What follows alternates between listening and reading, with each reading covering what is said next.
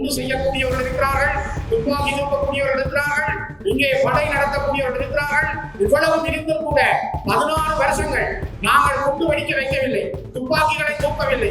நாங்கள் இப்பொழுதும் சமாதானத்தை விரும்புகிறோம், அறவழியில் போராட விரும்புகிறோம், அரசியல் ரீதியாக போராட விரும்புகிறோம் என்பதை சர்வதேச சமூகத்துக்கு இப்பொழுதும் நாங்கள் சொல்கிறோம். முதல் 1985ஆம் ஆண்டு குட்டிமணி தங்கத்துரைக்கு மரண தண்டனை விதித்து நீதிமன்றத்திலே குட்டிமணி நிற்கிறார். குட்டிமணி நிற்கிற பொழுது நீதிவான் கேட்கிறார், உங்க கடைசி ஆசிரியர் அவர் சொல்லுகிறார், குட்டிமணி தங்கத்துரை சொல்லுகிறார், ஆயுதங்கள் மீது நாங்கள் காதல் கொண்டவர்கள் அல்ல, ஆயுதங்கள் எங்கள் மீது திணிக்கப்பட்டது, அதனால்தான் நாங்கள் ஆயுதங்களை தூக்கினோம். இது தங்கத்துரை சொன்ன வார்த்தைகள். 1985ஆம் ஆண்டு ஒரு சந்திகை அனிதா பிரதாப் அவர்களுக்கு தலைவர் பிரபாகரன் அவர்கள் பேட்டி அளிக்கிற பொழுது அவர் கேட்டார், ஏன் நீங்கள் ஆயுதங்களை தூக்கினீர்கள்? அதற்கு அவர் சொன்ன வார்த்தை, பிரபாகரன் மேதகு பிரபாகரன் சொன்னார், நாங்கள் ஆயுதங்கள் மீது எப்பொழுதும் விருப்பங்களை கொண்டிருக்கவில்லை, ஆயுதங்கள் தூக்க வேண்டும் என்ற எண்ணங்களை நாங்கள் கொண்டிருக்கவில்லை.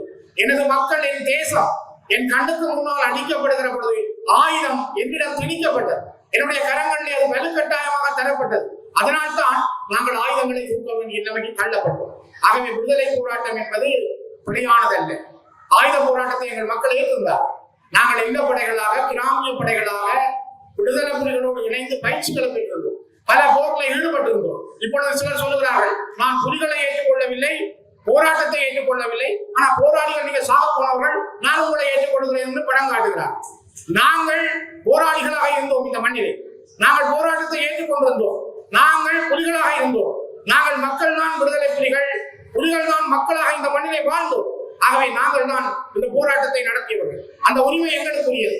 நாங்கள் இந்த போராட்டத்திற்கு தவறி செல்ல முடியாது. அது ஸ்ரீதரனோ இங்கிருக்கின்ற யாருமே, நாங்கள் ஆயுத போராட்டத்தை ஏற்றுக்கொண்டோம்.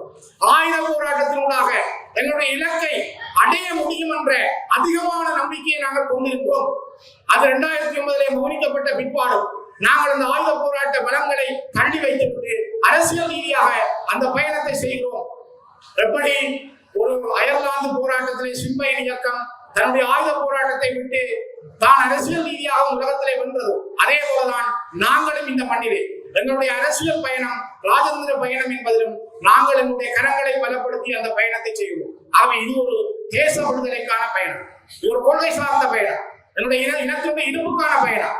நாங்கள் இந்து மக்களுக்காக போராடிய விடுதலை புலிகள் போராளிகள் ஒவ்வொருவரையும் நாங்கள் மதிக்கிறோம். இறந்து போன மாவீரர்களை நாங்கள் நினைக்கிறோம் என்றால் இந்த இனம் வாழ்ந்து கொண்டிருக்கிறது என்பதற்கான காரணம்.